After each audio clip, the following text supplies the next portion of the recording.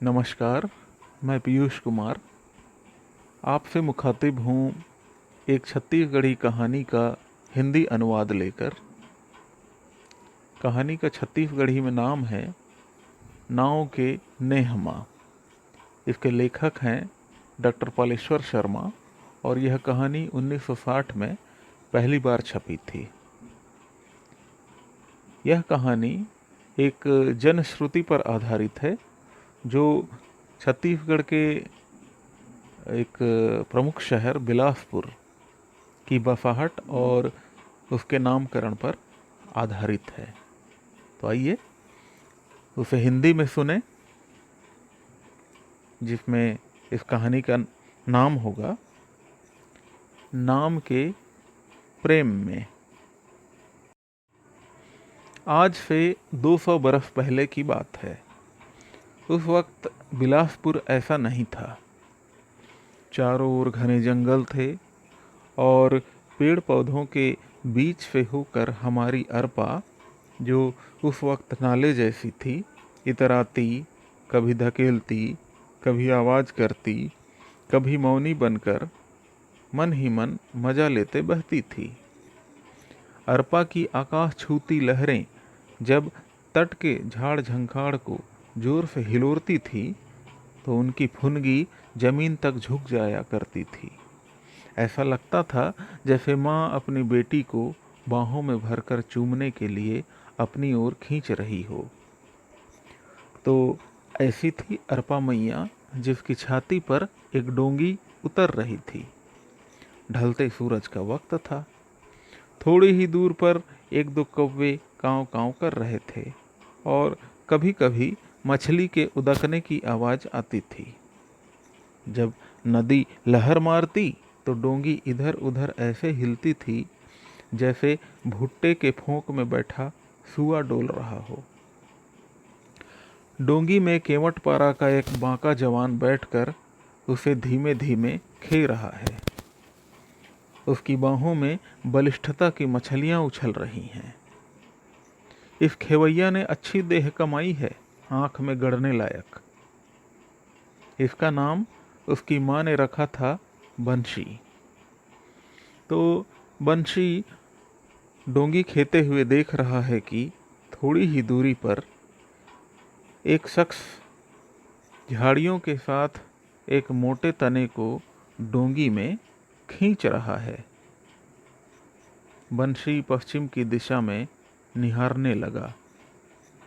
उज्जर सूरज अब आंख में नहीं गड़ रहा है। ए बचाओ किसी स्त्री की आवाज सुनाई दी। बंशी क्या देखता है कि वजन के कारण डोंगी मचल उठी और उलट गई। पानी में बिखरते बाल डूबते उभरते दिखे। डोंगी खेवैया अब तैर रही है।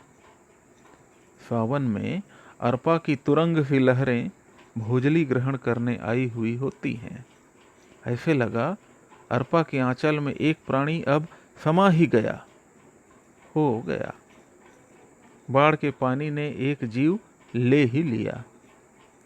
अब बंसी सब कुछ भूल उस ओर खेने लगा। करीब आकर देखता है तो किसी गांव की केवटिन लड़की झूले के पेंग की तरह कभी ऊपर जा रही तो कभी नीचे आ रही है। आंख में दिखता तो पानी, कान में पहना रहा तो पानी, बस चारों ओर पानी।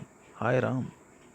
रीठे के फेन की तरह झाग और छोटी छोटी झाड़ियों के शाही जैसे कांटों के संग काला पीला मटखोर पानी अब उसे बड़े अजगर की भांति चारों ओर से गुंडरी मारते निगल रहा है। चीख उठी लड़की। मझधार में पानी उसे निगलने आ रहा है। दादा रे बचाओ कोई! तैरने के कारण सांस ऊपर है और डर से गला फटने को आ रहा है। बंसी की डोंगी सरसराते दौड़ी जैसे बड़ी कोतरी मछली धार में चल रही हो। हाथ में पतवार, आंखों में डूबती लड़की। बंसी ने पुकार लगाई, बिलफिया है क्या? वही हो? हाँ, पकड़ो डोंगी को। बिलफिया मुंह से पानी फेंक रही थी। हड़बड़ा कर देखा। डूबते मनुष्य के लिए डोंगी जैसे शंकर भगवान बचाने आ रहे हैं। हाँ हाँ, थोड़ा ठीक से पकड़ो। हाँ। डोंगी मचल रही है और पानी लहरा रहा है। मरने वाले को बचाना ओ मैया। बंसी के हाथों में बिलफिया के बाल आ गए। उसने मुट्ठी भर पकड़कर उसे खींचा। चीखती बिलफिया अपने बालों के साथ डोंगी में आ गई। आधे होश और आधी बेहोशी में हाँफती बिलफिया ने आंखें खोलकर निहारा। उसके बाल बिखरे हैं, आंचल देह से चिपकी है और बंशी बड़ी बड़ी आंखों से उसे ताक रहा है। बंशी आज नजदीक से देख पाया अपने गांव की इस जवान लड़की को। आंचल डाली हुई लड़की हाथ पीले करने योग्य होती है। बूढ़ा केवट पिता गठिया के मारे चल नहीं सकता था, क्या करे बेचारा। इधर बुजुर्ग लोग कहते हैं कि घर में जवान लड़की और खेत में पके धान के लिए कल नहीं आता। हाय, हाँ हाँ, लेटी रहो बिलफिया। बंशी। तो ऐसा करते करते धीरे धीरे डोंगी किनारे पर लगी। बिलफिया की आंखों में अब संकोच नहीं है। बंशी और बिलफिया की यह पहली भेंट थी।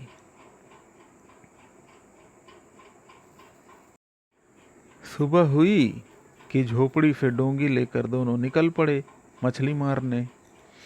अरपा मैया की दया बनी रहे।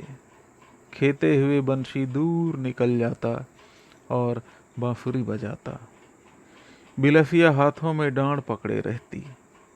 बांसुरी की मीठी बोली जब हवा में लहराती तो बिलफिया की ददरिया जैसे उसमें घुल मिल जाती और बिलफिया एकटक निहारती। धूप चढ़ती जाती और छाह पांव में आ लिपटती। दोनों नदी छोड़कर किनारे महुए के नीचे छोटी लकड़ियां बीनकर मछली भूंजते और खाते। जब समय अगोरने लगता तो अपनी झोपड़ी की याद आती।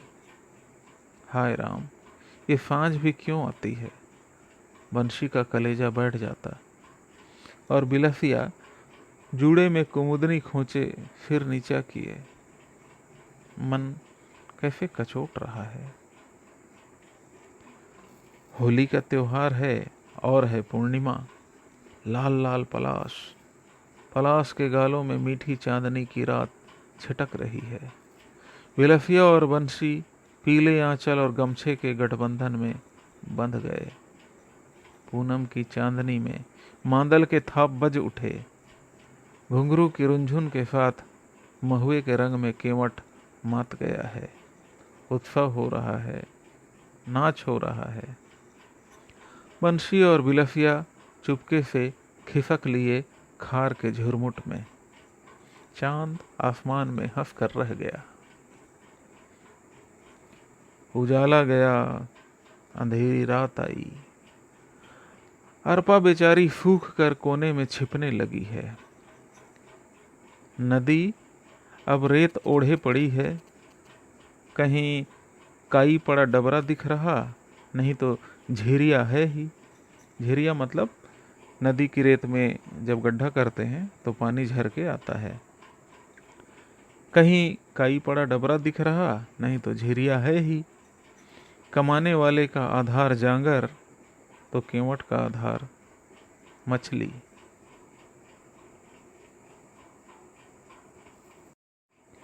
अब महानदी भर बच गई थी। केमट लोग चले शिवरी नारायण की ओर। पकड़ा उन्होंने जाली, झूरी, टुकना, सूपा, घोंघी, घंघची। कैसे बिलसिया? हाँ, क्या कह रहे हो? हम लोग नहीं जाएंगे तो गुजारा। तुम लोग जाओ ना, मैं पिताजी को छोड़कर कैसे जाऊंगी। बुखार आ रहा है, हाथ पैर चलता नहीं, आंख कान दिखता नहीं। बंशी और बिलफिया उधेड़ बुन में हैं। तो क्या, ऐसे करो, तुम चलो, कोतरी चिंगरी को भूंज कर रखते जाना। टेंगना, बामी बोरे बाफी के साथ तुम लोगों के लिए है, चिंगरी मेरे लिए। अच्छा, लार टपकने लगी। कैसे सधा रही है, क्यों? छी, तुम भी ना, पिताजी सुन लेंगे तो। वो तो बहरा है एकदम। और हंसते रोते गया बंशी। रह गई बिलसिया। बूढ़ा ठीक होगा तो जाएगी। आंखें आंसुओं से धुंधली हो गई। कलेजे से लहू टपकने लगा। हाय बंशी। भोर में जब चिरई चिरगुन फुनगियों पर फुदकने लगे कि बिलसिया को याद आ गई। रोज का बांस और बंशी। आंख की पुतली के झूले में झूलने लगा बंशी। मटकी में पानी लाने बिलसिया झिरिया के लिए जाती थी। रेत में बंशी के पैरों के निशान उभरे हुए थे। भर गया आंखों का कटोरा। क्या करे, कफक रहा इधर मन। और बूढ़ा है कि न मरता है न मोटाता है, खटिया में ही पच रहा है। एक दिन दोपहर में कड़क धूप थी। शिकार की टोह में घोड़े में चढ़े राजा के सिपाही आए। ऐसे डरी बिलसिया, बड़ी मूछें, पगड़ी लगाए, तीर तलवार धरे। सींक से बना द्वार लगाकर बिलसिया थर थर कांपती छिप कर खड़ी है। झोपड़ी की झिर्रियों से उसने देखा। पसीने में नहाता एक सुंदर आदमी बढ़िया कपड़े पहने घोड़े पर चढ़ा है। उजला पहनावा, गोरा चेहरा। राजा है क्या? अब जब बारी आई तो बिलसिया का पुराना सींक का द्वार एक ही लात में चरमरा गया। झोपड़ी का फरीका फेंक कर सभी घुस गए। वाह, बड़ी सुंदर है, एक ने देखा और कहा। चलो राजा के पास ले चलो, इनाम मिलेगा। पिताजी, पिता की टूटी चारपाई काम ना आई। जी आधा मुंह से निकला, आधा गले में ही फंस गया। चल। नहीं, तुम्हारे पांव पड़ती हूँ, मेरे पिता मर रहे हैं। तेरे बाप की कैसे नहीं जाएगी? बंशी, बंशी, बंशी। माथे का सिंदूर धूप में चमक उठा। इतने में राजा की लाल आंखों की छांव का क्या कहना।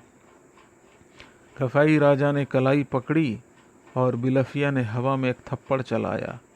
ठीक चट से गाल में ही बैठा। खिसिया गया राजा। उसे बाहों में जकड़ने की कोशिश की। घबराई बिल्ली क्या करे। बिलसिया ने हाथ को ही कटकटा के काट खाया और फिसकारी लिए राजा पीछे हट गया। सर पर पांव रखकर दौड़ी बिलसिया। इधर उधर सिपाही दौड़े। पूरा खार बिलसिया का जाना चिन्हा था। बढ़े हुए झाड़ झंखाड़ उसके संगी सहेली जैसे थे। एक झाड़ के झुरमुट में दुबक कर बैठ गई। चारों तरफ शोर मच गया। खोजबीन होने लगी। दौड़ धूप हुई। आखिर रात हो गई। बूढ़ा पानी के लिए रिरियाता था। बेटी दूर पेड़ पर टंगी हुई। घुप अंधेरा हुआ। खार हाव हाव करते थे। बाघ और चीते गुर्राते थे। उसकी झोपड़ी के पास ही सिपाहियों की बड़ी सी अंगीठी जलती दिख रही थी। सब सो रहे। जलती लकड़ी की चट चट, झिंगुर की झी झी। पेड़ से उतर आई बिलसिया। कलेजे में आग जल रही थी और हाथ चिलक रहा था जैसे राजा ने जलती लकड़ी धर दी हो। हाय रे बंशी। ढाढ़े मारकर रो पड़ी बिलसिया। सोए सिपाही जाग गए। होठों को दांत से काटते एक जलती अंगीठी हाथ में उसने लिया और एक झोपड़े में घुस गई।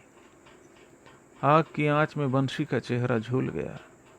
कलेजा दो टूक हो गया जैसे छाती में भरपूर पतवार मारा हो। कांपते हाथों से आग लग गई।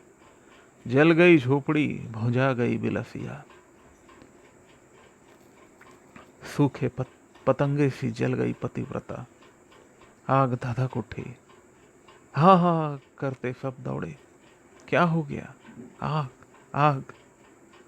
देख रहे हैं सब। जल रही है अभागी लड़की। जवानी का शिकार हो गई सती। आषाढ़ के मेघ अर्पा के माथे लग गए। लग गई सती की भभूति।